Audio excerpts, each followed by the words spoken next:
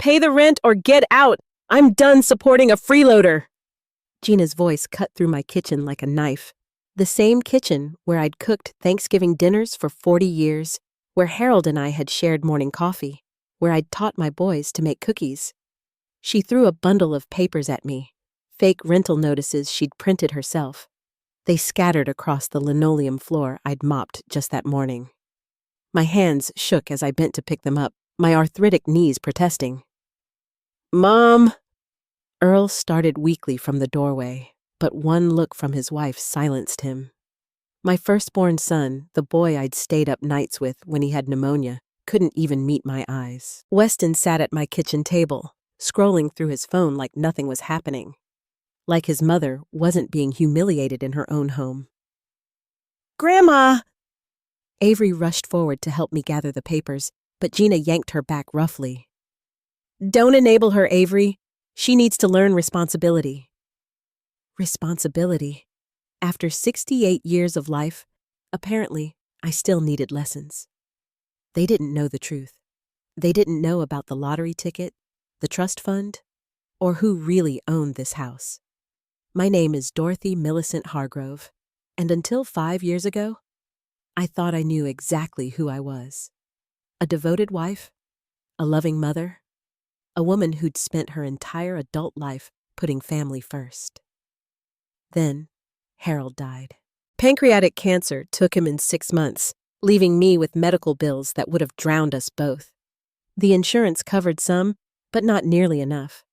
I was preparing to sell the house, to move into some tiny apartment, when I found it. Harold's last gift to me was whispered through cracked lips the night before he passed. "Dorothy, lottery ticket, dresser drawer." I thought it was the morphine talking. Harold never gambled, never even bought a raffle ticket at church fundraisers. But there it was, tucked beneath his socks, a Powerball ticket. And when I checked the numbers, my hands trembling so hard I could barely hold my phone, I discovered I'd won. Not the jackpot, but enough. After taxes, $2.8 million. I sat on our bedroom floor and cried for an hour. The smart thing would have been to tell Earl and Weston immediately. But something stopped me. Maybe it was the way Earl had asked about Harold's life insurance before we'd even planned the funeral. Or how Weston had already started eyeing Harold's watch collection. So I kept quiet. I paid off the medical debts quietly, set up a trust fund through Harold's old friend James Fitzgerald, and did something that would have made Harold proud. I bought our house back. You see, we'd had to sell it to a property investment company 2 years before Harold got sick, then rent it back from them. It was humiliating, but we needed the money for his treatments.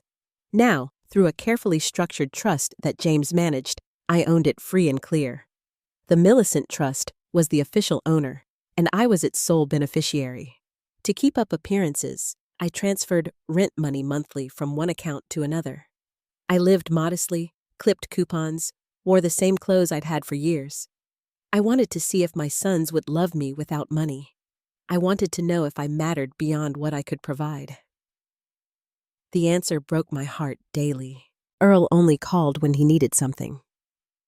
Last month it was $5,000 for car repairs, though I'd seen the receipt for his Vegas trip on his Instagram.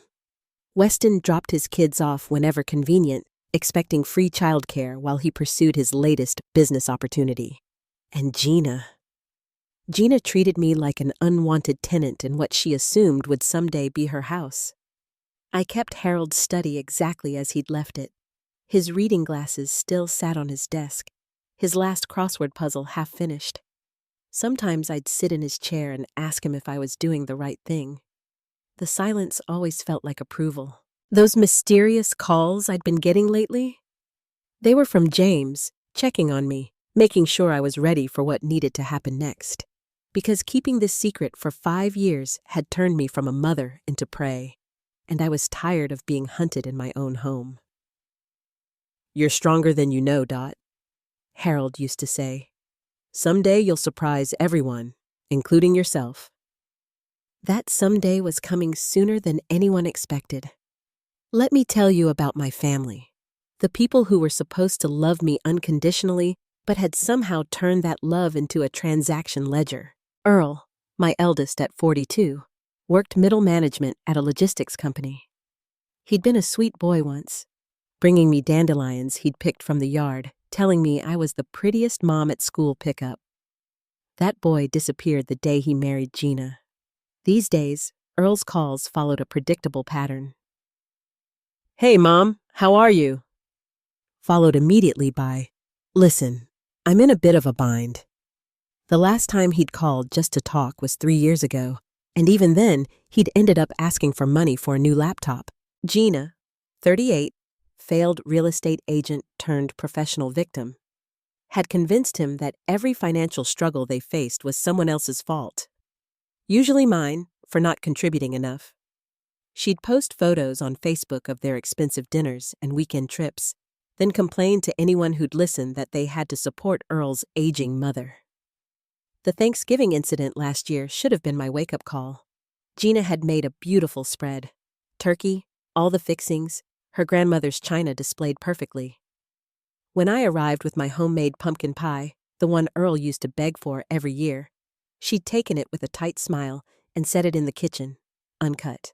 "Oh, Dorothy, I didn't realize you'd bring something. We have a catered dessert selection. Why don't you sit over there?" She'd pointed to a card table in the corner, set for one. While the family gathered around the dining room table, I ate alone, 8 feet away, listening to them laugh and share what they were grateful for. Not one person mentioned me. Avery had tried to join me, sweet girl, but Gina had called her back sharply. "Family table, Avery. Grandma understands." Did I? Did I understand why the woman I'd raised, whose hand I'd held through labor with Avery, thought I deserved to eat alone like a punished child? Then there was Weston, my baby at 38.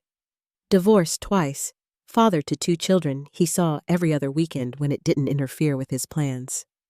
He'd moved back home 3 times in the last decade, each time swearing it was temporary, each time treating my house like a free hotel.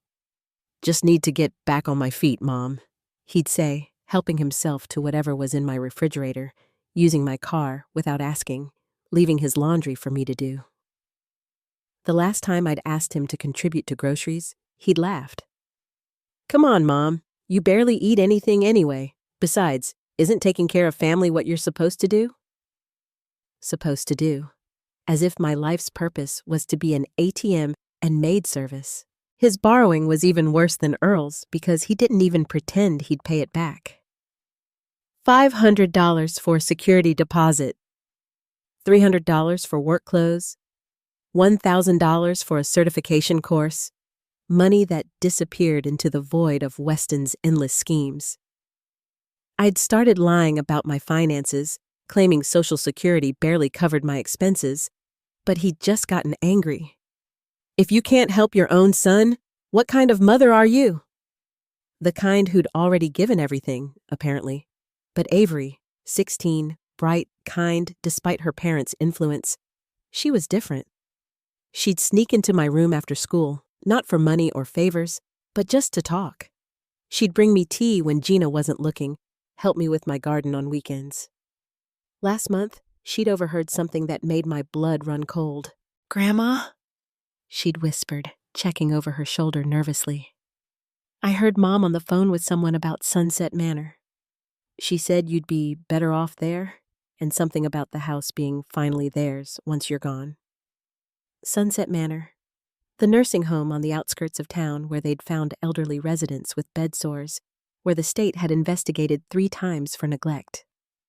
Gina was planning to warehouse me like unwanted furniture.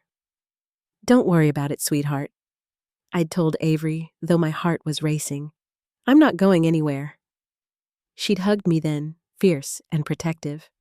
"I won't let them, Grandma. You're the only one in this family who actually sees me." The tragedy wasn't that my sons had grown distant. People change, drift apart. The tragedy was that they'd turned me into something less than human. I was a resource to be exploited, a problem to be managed, an obligation to be minimized. Harold would have been heartbroken to see what our boys had become, but he also would have understood what I was about to do. "Sometimes, Dot," he'd said during his last week, "the kindest thing you can do for someone is let them face the consequences of their choices." I was about to be very kind indeed. My 68th birthday.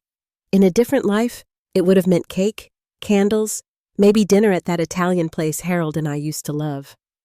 Instead, I stood in Earl and Gina's living room, staring at a cold pizza box and wondering how I'd become such an inconvenience.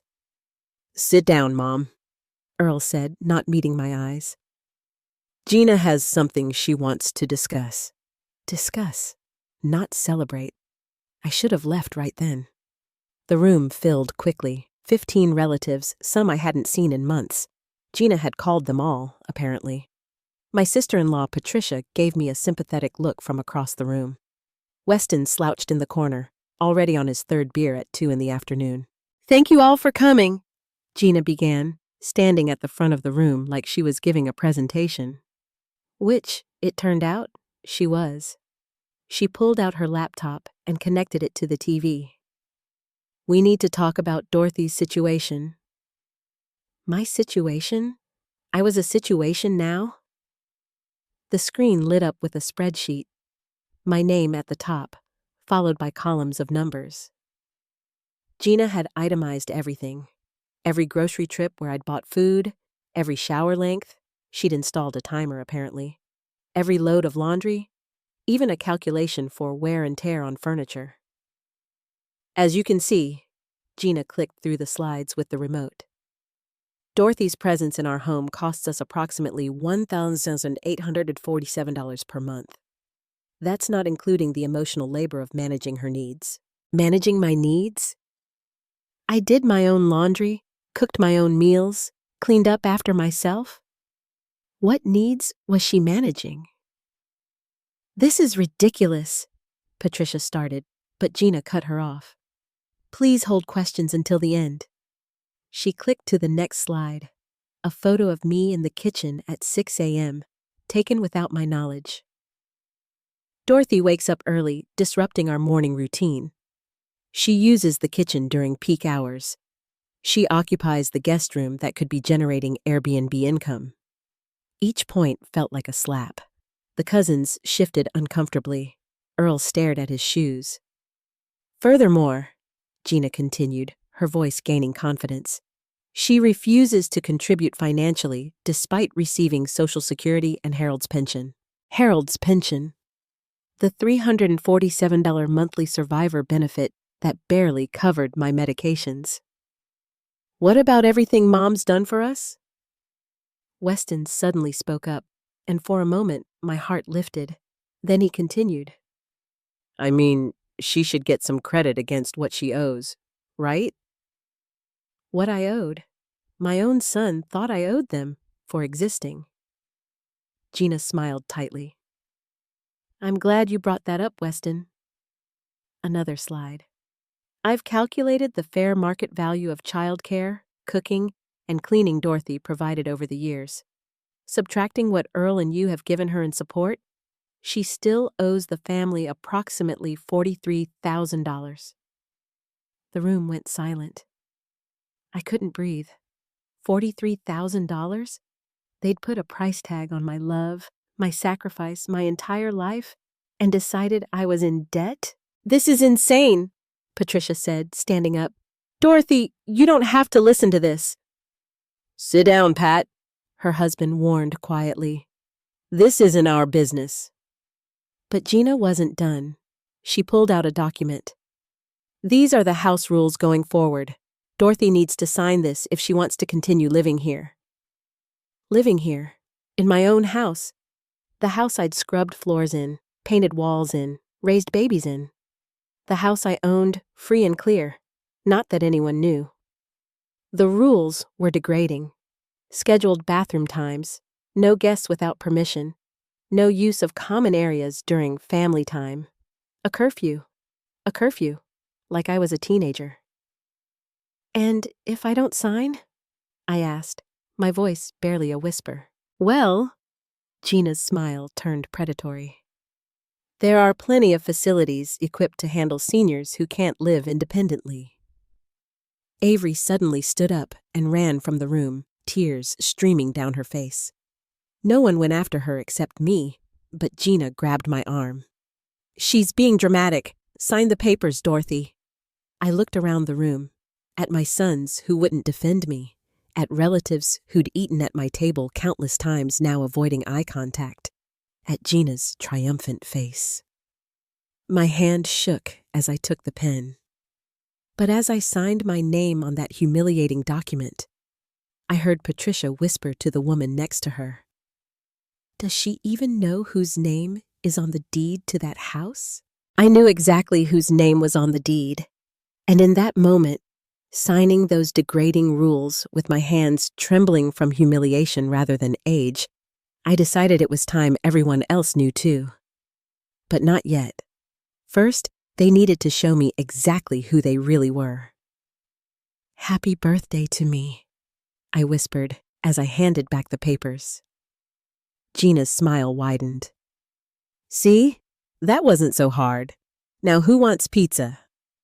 You know, standing there in that moment, I need to pause and talk to you directly. If you're watching this and you've ever felt invisible in your own family, like your lifetime of love and sacrifice means nothing, then you understand the weight crushing my chest. How many of us have given everything only to be treated like burdens when we need just a little understanding in return? How many of us stay silent because we're afraid of losing the little connection we have left, even if that connection is toxic? If my story resonates with you, please hit that like button. Subscribe to this channel because I share these stories for all of us who've been told we're too much trouble, too expensive, too old to matter. And please, comment below with your own experiences. Sometimes, knowing we're not alone is the first step towards standing up for ourselves. Now, let me tell you what happened next. 3 weeks after my birthday humiliation, I was picking up my prescription at the grocery store pharmacy. It was a quiet Tuesday afternoon, the kind where you might run into neighbors and catch up on local gossip. I was checking the price of eggs, they'd gone up again, when I heard Gina's voice cutting through the store. "There she is! Dorothy! You can't just leave without telling anyone!" I turned to find Gina marching toward me with Earl trailing behind, his face flushed with embarrassment. But it wasn't just them. 5 women from my church were at the next checkout, all turning to stare. "I left a note," I said quietly. "I needed my medication." "A note?" Gina's voice rose deliberately, playing to her audience. "Dorothy, you can't just wander off anymore. We've been worried sick." "Worried sick?" I'd been gone 40 minutes. "Hi, Dorothy," Martha, one of the church ladies, said carefully. "Everything okay?" "No, everything is not okay," Gina interrupted, pulling out her phone. "I'm sorry you have to see this, but we're dealing with some challenges. Dorothy's been showing signs of confusion lately." Confusion? I felt my face burn as the women exchanged glances. "Just last week, she forgot where she put her keys 3 times, Gina continued, shaking her head sadly. "And she's been leaving the stove on. We're actually looking into memory care facilities." "I have never left the stove on," I said, my voice stronger now. "And everyone misplaces keys sometimes." Gina pulled out a brochure from her purse. She'd brought it with her, planned this whole scene. "Sunset Manor has wonderful programs for seniors with cognitive decline. Very affordable, too, which is important since Dorothy has limited resources." Sunset Manor. The same place that had been in the news for neglect violations. She held the brochure up so everyone could see it, with its stock photos of smiling elderly people that couldn't hide what everyone knew about that place. "Mom's safety is our primary concern," Earl finally spoke, though he couldn't look at me or the church ladies. "We just want what's best." "What's best?" I found my voice shaking with anger now. "What's best is not discussing my private medical information in the grocery store." See? Gina turned to the women with a concerned expression. These outbursts are becoming more frequent. The doctor says it's common with dementia. I'd never been diagnosed with dementia. My doctor had given me a clean bill of health just last month, but I could see the pity creeping into the church ladies' faces, the way they were already mentally shifting me from Dorothy to poor Dorothy. I don't have dementia, I said firmly, but Gina was already shaking her head sympathetically. Denial is also common, she said to Martha, who nodded knowingly. We're doing our best, but it's affecting the whole family, especially poor Avery. It's so hard for a teenager to watch her grandmother decline. That was the last straw. Using Avery, the only one who truly cared about me, as a weapon in her performance. I need to go, I said, abandoning my cart. See, she's leaving her groceries. Dorothy, you haven't paid, Gina called after me loudly. I hadn't checked out yet, I muttered, but the damage was done. I could hear the whispers starting before I even reached the door. That evening, the house felt colder than usual. At dinner, Gina had set my place in the kitchen while the family ate in the dining room. It's easier for you, she explained sweetly. Less overwhelming. I ate my soup alone, listening to them talk about me as if I wasn't there. The place charges $3,000 a month, Gina was saying. But once we sell her things and put her Social Security toward it, we'll only have to cover about $1,000. What about the house? Weston asked. Well, once she's settled, we can talk to the landlord about taking over the lease directly. Maybe even buy it eventually. I mean, we've been paying the rent anyway. They were planning my removal like I was already gone. But the worst part came when I heard Avery's voice, small and defeated. Doesn't Grandma get a say? Oh, honey. Gina's voice dripped with false sympathy. Sometimes we have to make hard decisions for people who can't make them for themselves anymore. That night, I found a note slipped under my door in Avery's handwriting. Grandma, I heard Mom on the phone with Sunset Manor. She's scheduling a tour for next week. She told them you're non-compliant and need immediate placement. Please don't let them take you away. I sat on my bed, holding that note, feeling something I hadn't felt in years. Pure, righteous fury. They weren't just trying to remove me from my own home. They were trying to erase me entirely, to rewrite me as a senile burden who needed to be warehoused. But they'd made one crucial mistake. They'd pushed too far, too publicly. And tomorrow, I was making a phone call that would change everything. Monday morning, 6 a.m., the pounding on my door jarred me from restless sleep. Dorothy, open up, we need to talk. Gina stood in my doorway with Earl and Weston flanking her like bodyguards. She held an official-looking document, an eviction notice, though I could tell from the formatting it was something she'd created herself. You have 72 hours to pay the $3,000 in back rent you owe us, or you need to vacate the premises. Back rent? My voice cracked. What back rent? I don't pay rent to you. Exactly the problem. Gina smiled coldly. You've been living here rent-free for months while we cover all the household expenses. That ends now. $3,000 by Thursday, or you're out. Earl wouldn't meet my eyes. Weston stood there checking his phone, as if his mother being threatened with homelessness was just another Monday morning inconvenience. Earl, I tried, reaching for my son's hand. Please, you know this isn't right. He pulled away. Mom, Gina's right. You need to contribute or make other arrangements. Other arrangements. My son, whose fever I'd sat up with for 3 nights straight when he was 7, who I'd helped with homework until midnight throughout high school, was telling me to make other arrangements. Where am I supposed to get $3,000? That's not our problem, Gina said, already turning to leave. You have 72 hours. I suggest you figure it out. They left me standing there in my nightgown, holding a fake eviction notice that might as well have been real for all the power I thought I had. I did something I hadn't done in 5 years. I broke down completely. The tears came in waves, years of hurt and humiliation, finally overwhelming my careful control. I sobbed into Harold's pillow, which still sat on his side of the bed, untouched. That's how Avery found me an hour later. She'd climbed through the window, skipping first period to check on me. "Grandma, no," she whispered, wrapping her thin arms around me. "Please don't cry.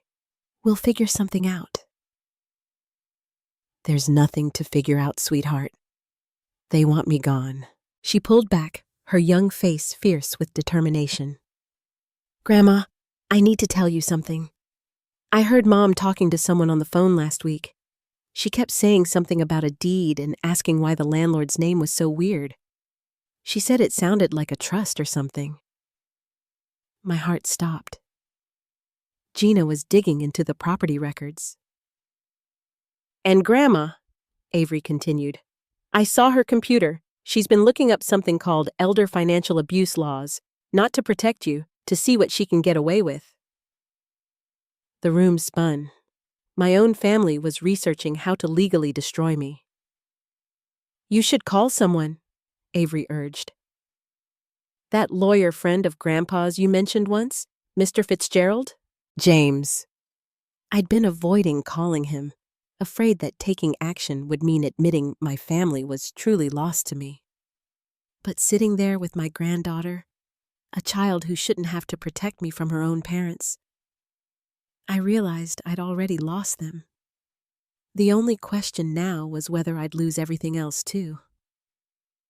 "Avery, you should go back to school. I'm not leaving you alone, not today. Please, sweetheart, I don't want you getting in trouble because of me." She hugged me tighter. "You're the only one in this family who actually loves me, for me, not for what I can do for them. I'm not letting them throw you away." After she left, I sat staring at my phone for an hour. James's number was saved under estate planning, a remnant from Harold's illness. My fingers trembled as I scrolled to it. What if he couldn't help? What if there was nothing to be done? What if I really was just a burden who needed to accept her fate? Then I remembered Harold's words from our last anniversary together. "Dorothy, you've got more steel in your spine than anyone I know. You just forget to use it sometimes." I thought about the house deed with my trust's name on it, about the bank accounts Gina knew nothing about the power I'd hidden for so long, I'd almost forgotten I had it myself. The phone rang once, twice, before a familiar voice answered. "James Fitzgerald's office." "James? It's Dorothy Hargrove. I need help." "Dorothy, I've been wondering when you'd call. How bad has it gotten?" I looked at the eviction notice still clutched in my hand. "They're trying to throw me out of my own house." There was a long pause. Then James's voice, steady and reassuring. "Not on my watch, they're not. Can you meet me tomorrow? Bring everything. Documents, recordings if you have them. Everything." "James, Dorothy, Harold made me promise to look after you. I've been waiting 5 years for you to let me keep that promise. Tomorrow, we start fighting back." Tuesday morning, I told Gina I was going to the bank to try to get a loan. The contempt in her laugh followed me out the door. "Good luck with that, Dorothy. Maybe they'll take pity on you." The coffee shop James suggested was tucked away on a quiet side street, the kind of place where conversations stayed private. He was already there when I arrived, looking exactly as I remembered, silver-haired, sharp-eyed, carrying a briefcase that had seen 40 years of protecting people's futures. "Dorothy," he stood, pulling out my chair. "You look tired." "I look old, James, old and beaten down."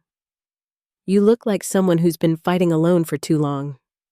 He opened his briefcase, pulling out a thick folder.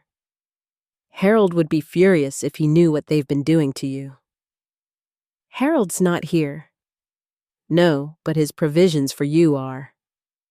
James spread the documents across the table. Dorothy, do you understand what you actually own?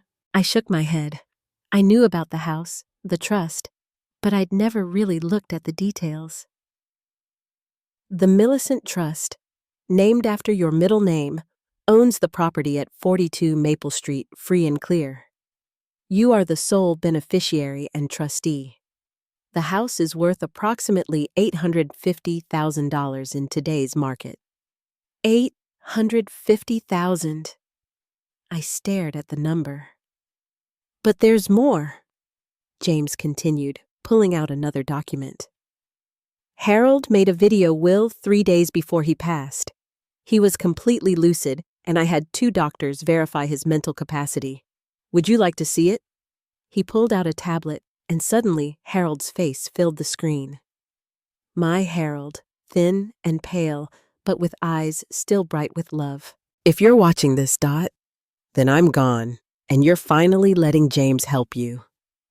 His voice, that wonderful voice I'd missed every day for 5 years, filled the coffee shop.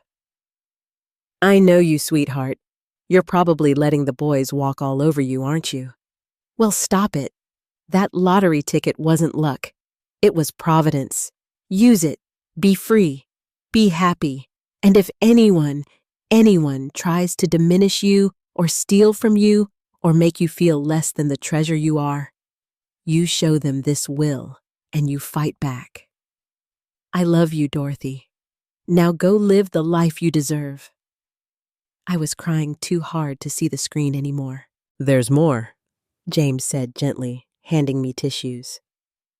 He specifically states that the lottery winnings and the house are yours alone, not marital property, not family assets. Yours. But Gina's been... I know what Gina's been doing. Patricia called me last week after that birthday party fiasco.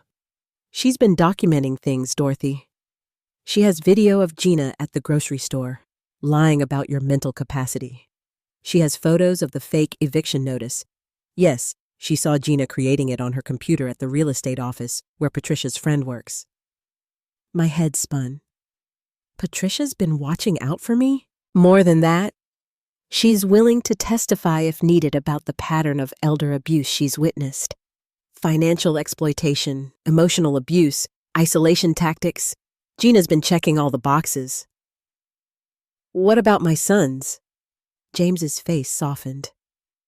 Complicit through their silence, but legally, they're not the primary actors. Gina is. And Dorothy, what she's doing isn't just morally wrong. It's criminal. He pulled out another document. This is a cease and desist letter. It orders them to stop all harassment immediately. But I think we should go further. Further? Sell the house. Take your money and start fresh. You don't owe them anything, Dorothy. Not one more day of suffering. Not one more penny. Nothing. But they're my children. Are they? James asked quietly. When's the last time they treated you like a mother instead of an ATM or an inconvenience? I couldn't answer because I couldn't remember.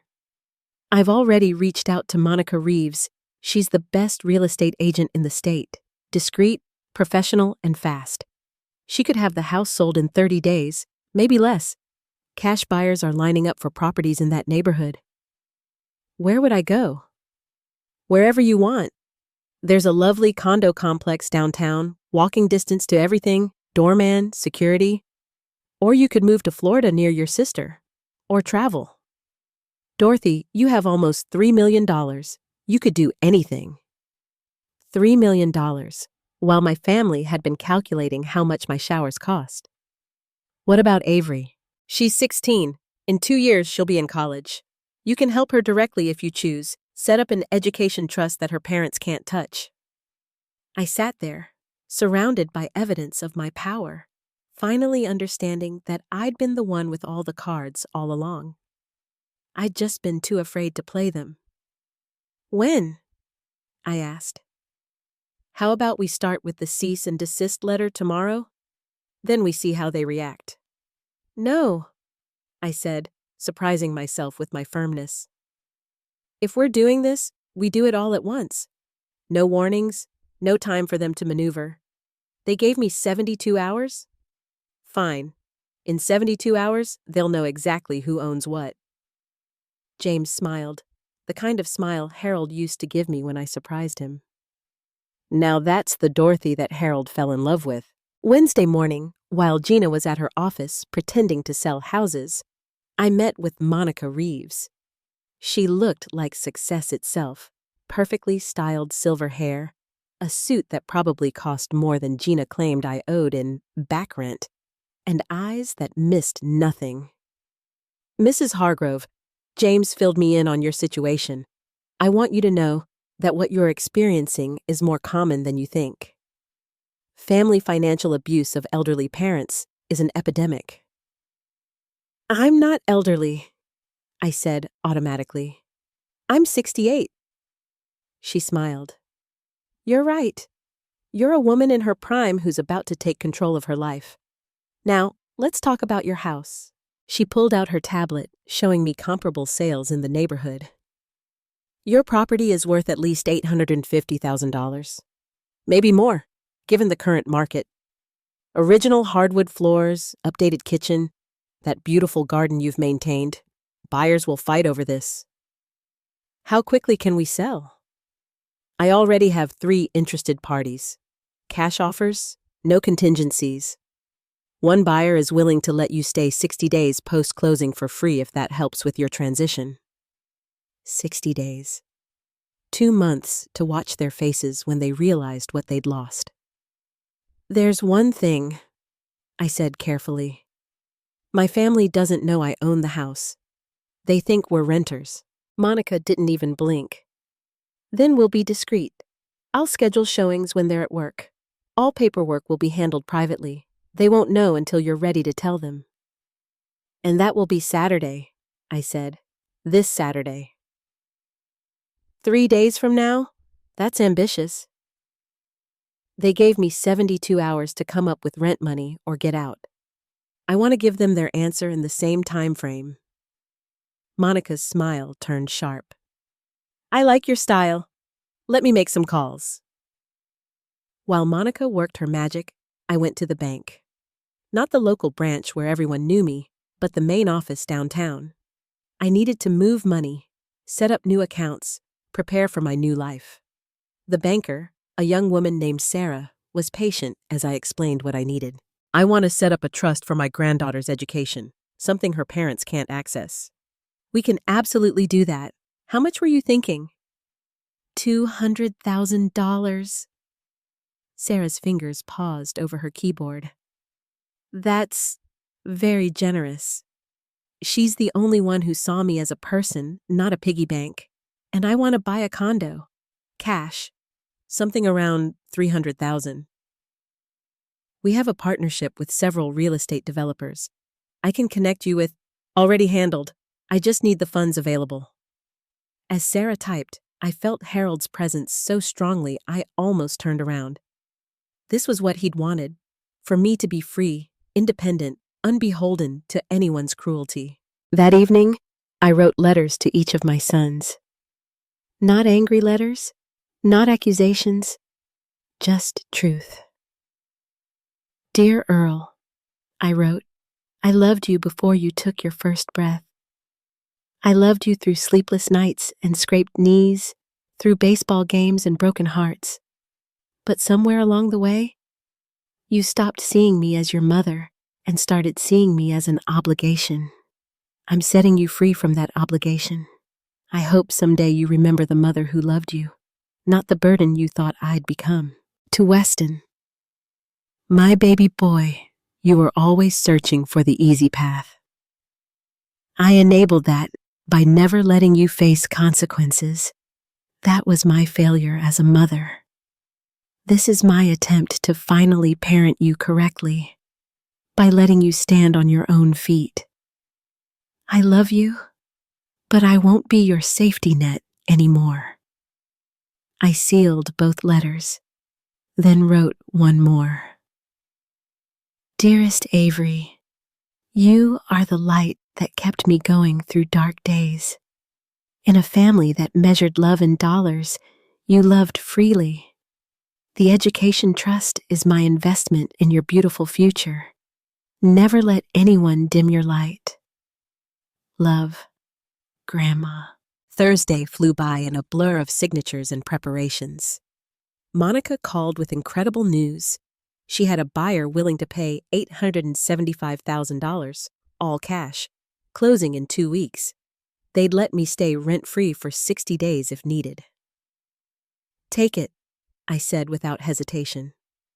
James prepared all the legal documents, including something that made me smile, a formal eviction notice for Earl and Gina, giving them 30 days to vacate the premises after closing. Poetic justice, he called it. Friday night, I packed my precious things, Harold's watch, our wedding album, Avery's childhood drawings she'd made for me. Everything else was just stuff.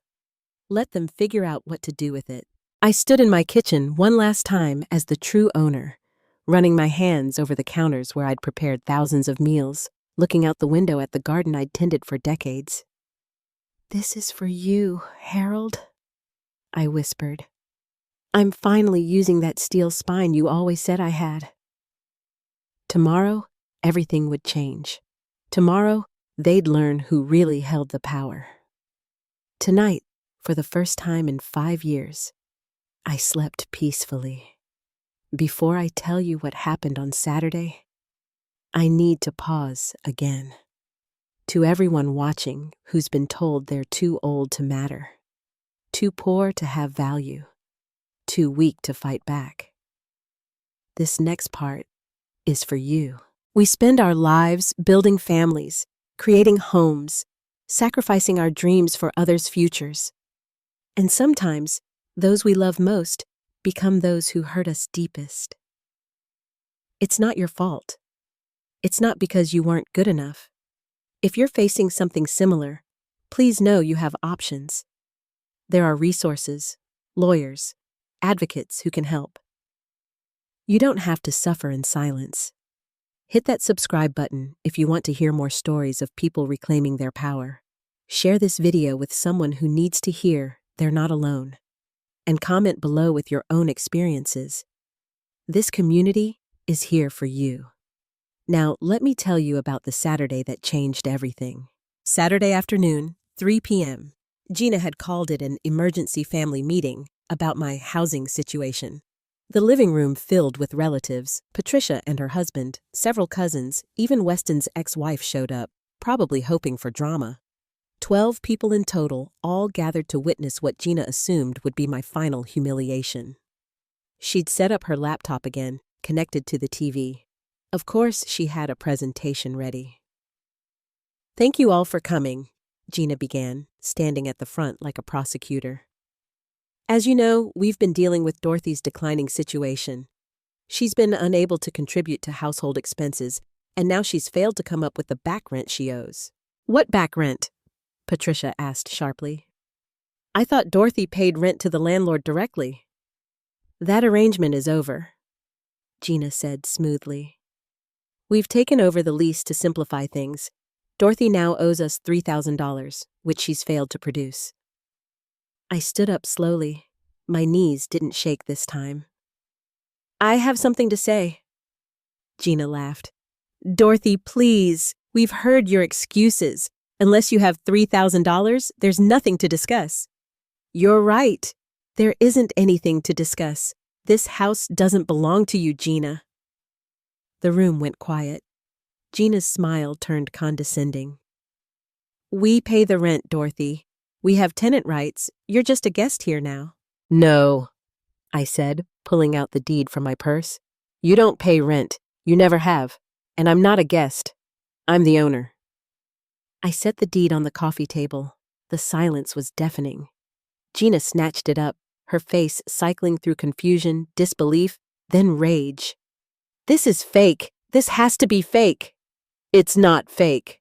James Fitzgerald walked in right on cue, briefcase in hand, Patricia holding the door for him.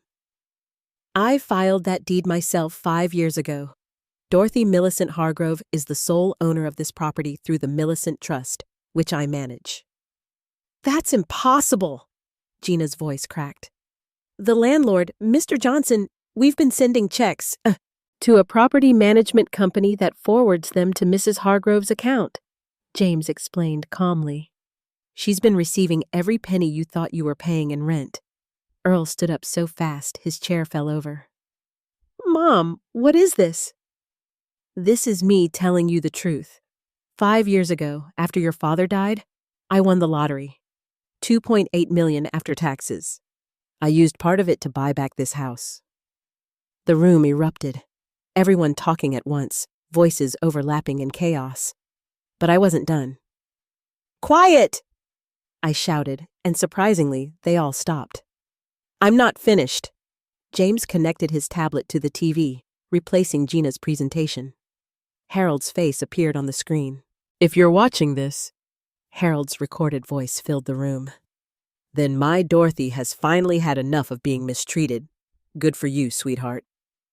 I heard several gasps. Weston's ex-wife pulled out her phone, clearly recording. Harold continued.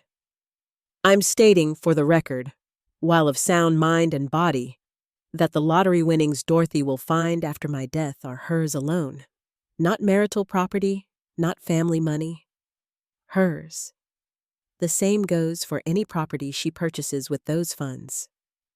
I've watched my sons become entitled, selfish men who treat their mother like a servant. Dorothy, you owe them nothing. Live your life. Be free. The video ended. The silence stretched until Gina broke it with a desperate laugh. This doesn't matter. We have tenant rights. We've been paying rent. We have a lease. No, you don't, James interrupted. You have no lease. You've been month-to-month guests in Dorothy's home. And about that fake eviction notice you served her. He pulled out another document. That's actually a crime. Elder abuse, fraud, attempted theft by deception. Should I continue? Gina went pale. You can't prove... Patricia stood up. I can. She held up her phone. I have video of you at the grocery store, telling everyone Dorothy has dementia when you know she doesn't. I have screenshots of you creating that fake eviction notice at your office. I have recordings of you planning to force her into a nursing home to steal her house. You recorded me? Gina shrieked. You've been abusing my sister-in-law for years, Patricia said firmly. Yes, I recorded you. Earl finally found his voice. Mom, how could you lie to us like this? I turned to my son, really looked at him for the first time in years.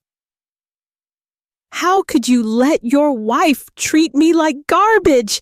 How could you sit silent while she humiliated me at my own birthday party? How could you choose her cruelty over your mother's dignity? He had no answer. Weston jumped in.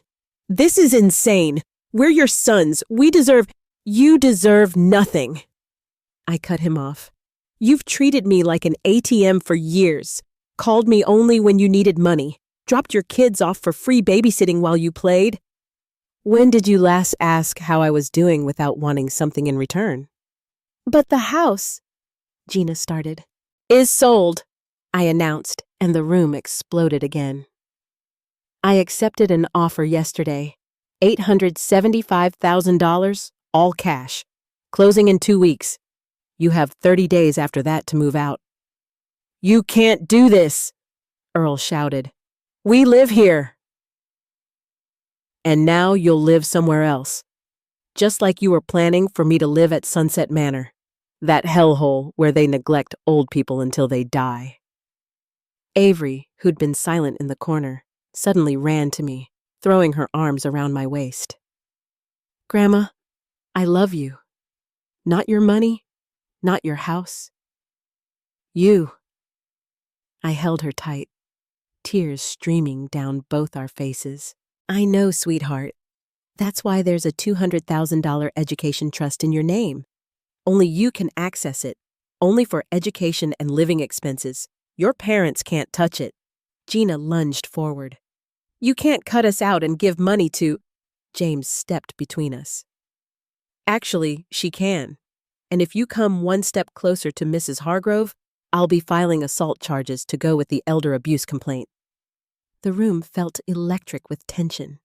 Gina's face had turned an alarming shade of red, while Earl stood frozen, still processing. But I wasn't done. 5 years of silence had built up, and now the dam had broken. You want to know the whole truth? I asked the room. Every month for 5 years, I've watched you calculate my worth in dollars and cents. Gina kept a spreadsheet. Oh yes, I saw it. Tracking how much my existence cost you. The electricity for my lamp, the water for my showers, the wear on the carpet from my footsteps. I pulled out my own folder, filled with bank statements. But here's what you never calculated. The $40,000 I gave Earl over the last 5 years for emergencies that were really vacations and toys. The $30,000 I gave Weston for his business ventures that all failed. The free childcare, the meals I cooked, the laundry I did, the house I cleaned, while you treated me like a maid. That's what family does, Earl started. No! I cut him off.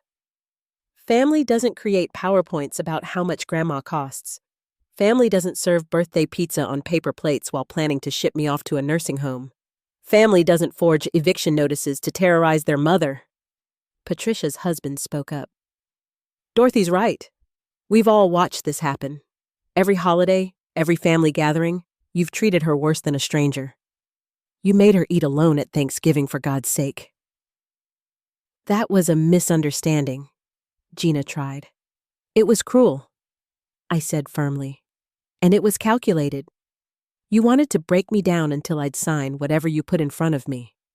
Power of attorney, nursing home papers, whatever gave you control of what you thought was my meager social security. I turned to the cousins, the extended family who'd witnessed this. How many of you knew what was happening and said nothing? How many of you watched them humiliate me and stayed quiet to keep the peace? Several people looked away, ashamed. But here's what none of you knew, I continued. Every single rent payment went into my account. Every time Gina complained about supporting me, she was actually paying me. It's all documented, legal, binding. Weston suddenly laughed, bitter and sharp. So you've been playing us this whole time? Pretending to be poor? I wasn't pretending anything. I was waiting to see if my sons would love me without money. I got my answer. This is entrapment, Gina shouted. It's fraud! We'll sue! James stepped forward again. On what grounds? Dorothy never asked you for rent. You assumed you were paying the landlord and never verified. You assumed she was poor because it fit your narrative. You assumed you could abuse her because you thought she had no options. Every assumption you made was wrong, and none of them were illegal on Dorothy's part. But morally, Earl began. Morally? I laughed, and it wasn't a nice sound. You want to talk about morals? You let your wife scream at me in my own kitchen? You stood by while she told our church friends I have dementia. You signed off on touring nursing homes without even asking me. Where were your morals then? Patricia pulled out her phone again, scrolling to something.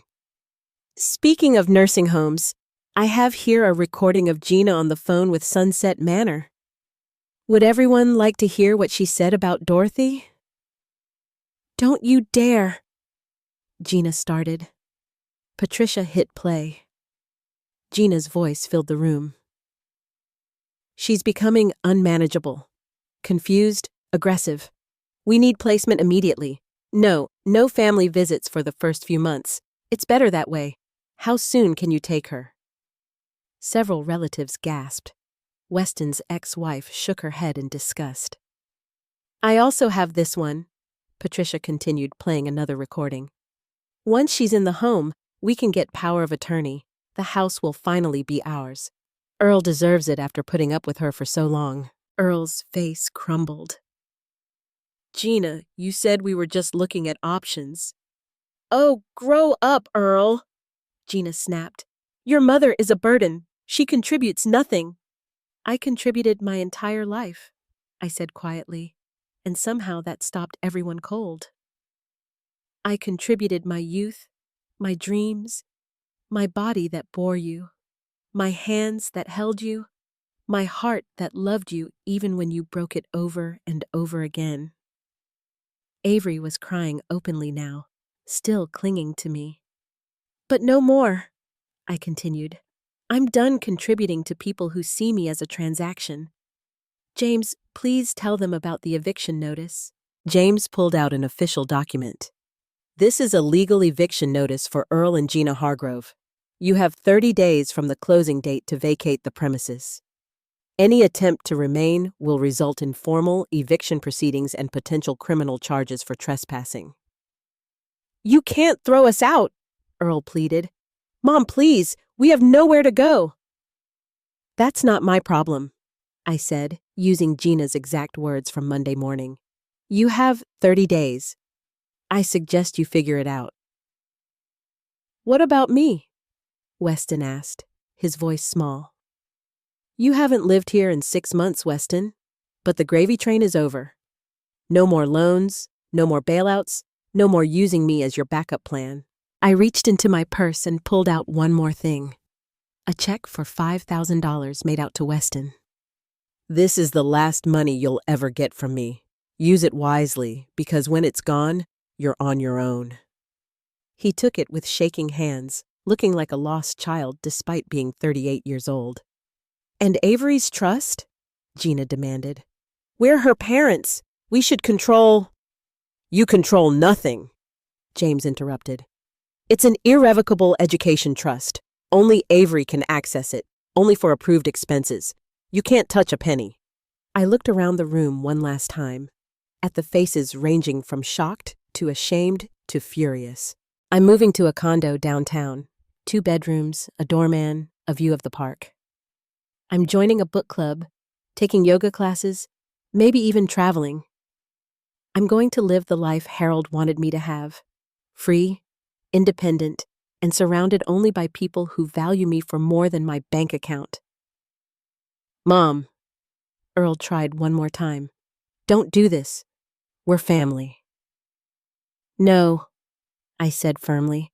Family doesn't do what you did to me. Avery is family. Patricia is family. The rest of you are relatives, and there's a difference. The aftermath of that Saturday was swift and brutal.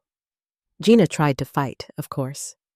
She hired a lawyer with money they didn't have, claiming elder abuse, that I'd manipulated the situation, that I'd taken advantage of their generosity. The lawyer dropped them after one meeting with James and his mountain of evidence. She then tried to claim squatters' rights, arguing they'd lived there long enough to establish residency. James shut that down too. They were guests in my home, nothing more.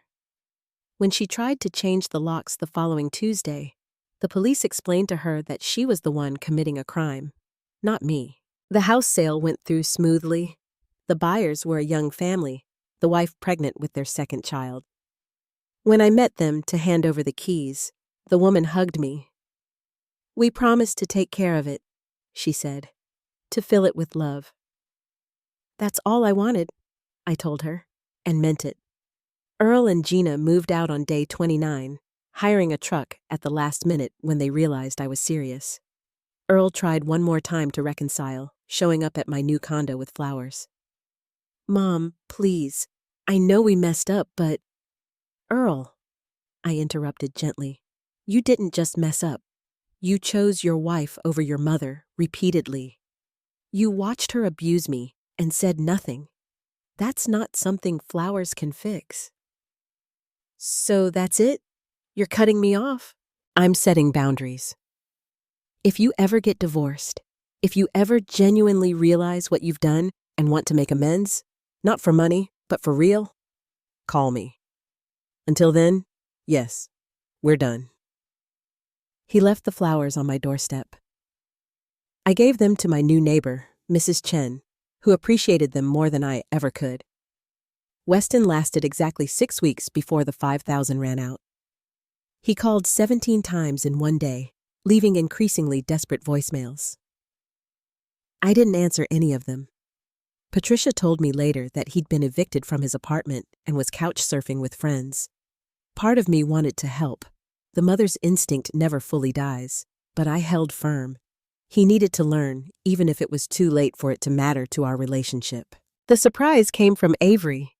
She showed up at my condo the day after I moved in with a suitcase. "Mom says I can't see you anymore," she said, chin raised defiantly. "So I'm moving in." "Sweetheart, you're 16. Your parents have been screaming at each other nonstop since Saturday. Dad blames Mom for everything. Mom blames you. Nobody asks what I want." I called James, who called Child Services, who conducted an investigation. What they found was interesting. While Gina and Earl provided physical necessities, they'd been emotionally neglecting Avery for years, parentifying her, using her as a messenger in their fights. The social worker recommended family therapy and approved regular overnight visits with me. So Avery spent weekends at my condo. We cooked together, watched old movies, talked about her dreams of becoming a teacher. I helped her with college applications, took her on campus tours. The trust would cover everything: tuition, room and board, books, even study abroad if she wanted. "Why did you hide it for so long, Grandma?" she asked one evening as we made Harold's famous spaghetti sauce. "The money, I mean. Because I wanted to know if I was loved for me or for what I could provide. It was a test, I suppose." "And everyone failed except me?" I hugged her tight. "You didn't just pass, sweetheart. You aced it with flying colors." 3 months after the confrontation, I got a letter from Earl. Not asking for money, just talking about how Gina had left him, taking half of everything in the divorce, how he'd been going to therapy, how he'd started to understand what he'd put me through. "I don't expect forgiveness," he wrote. "I don't deserve it. But I wanted you to know that I see it now. I see how we diminished you, used you, discarded you. I see how Gina manipulated me, but more importantly, I see how I let her. I chose the easy path of going along instead of the hard path of standing up for my mother. I'm sorry. Not because I want something from you, but because you deserved so much better from the son you raised." I kept that letter, but didn't respond. Maybe someday, but not yet. The wounds were still too fresh. The years of hurt too deep. My new life was quieter, but infinitely more peaceful. I joined a book club where nobody knew my history. I took yoga classes with women who saw me as Dorothy, not as someone's mother or burden. I traveled to Italy for 2 weeks, something Harold and I had always planned, but never done. I was free. Finally, blessedly free. If you're still watching, still listening to an old woman's story of betrayal and redemption, let me leave you with what I learned through all of this. To the mothers, the fathers, the grandparents who give everything and receive nothing but contempt in return. Your value doesn't diminish with age. Your worth isn't measured by what you can provide. You are not a burden for existing, for aging, for needing. You are a human being who deserves respect, dignity, and love. Not because of what you've done, but because of who you are. I spent 5 years believing I had to earn my place in my own family. 5 years of accepting scraps of affection, tolerating disrespect, shrinking myself to take up less space. And for what? They didn't love me more for my sacrifice. They just learned they could demand more. To the adult children who might recognize themselves in Earl and Weston, it's not too late to change, but change requires more than words. It requires acknowledgement of harm done, genuine remorse, and most importantly, different behavior. Your parents don't owe you their savings, their homes, or their final years. They already gave you life, love, and chances. What you do with those gifts is on you. The hardest lesson I learned was that love without boundaries becomes enablement. Every time I gave Earl money without question, I taught him not to question his right to ask. Every time I let Gina insult me without consequence, I taught her that I was acceptable to insult. We teach people how to treat us, and I had been an excellent teacher of my own worthlessness. But here's the beautiful truth. It's never too late to change the lesson plan. At 68, I reclaimed my power. I set boundaries, I chose myself, and the world didn't end. In fact, it began again, brighter and more authentic than before. I think about Harold often, especially his words about that steel spine. He saw strength in me that I'd forgotten existed. Sometimes it takes losing everything, or thinking you have, to remember who you really are beneath the roles you play. To Avery, if you're watching this someday, never let anyone make you small. Never accept less than respect. Never believe that love requires you to light yourself on fire to keep others warm. You are precious, valuable, and worthy exactly as you are. And to everyone who's been told they're too old, too expensive, too much trouble, you're not. You're a library of experiences, a treasury of wisdom, a living testament to survival and grace. Don't let anyone, especially not your own family, convince you otherwise. I'm 70 now, living my life on my own terms. I wake up without dread, go to sleep without tears. I have fewer people in my life, but the ones I have actually see me, value me, love me, for me. That's not a sad ending. That's freedom. Harold was right. Sometimes, the kindest thing you can do is let people face the consequences of their choices. But the kindest thing you can do for yourself? Choose yourself, even when it's hard. Especially when it's hard. Because you're worth it. You always were.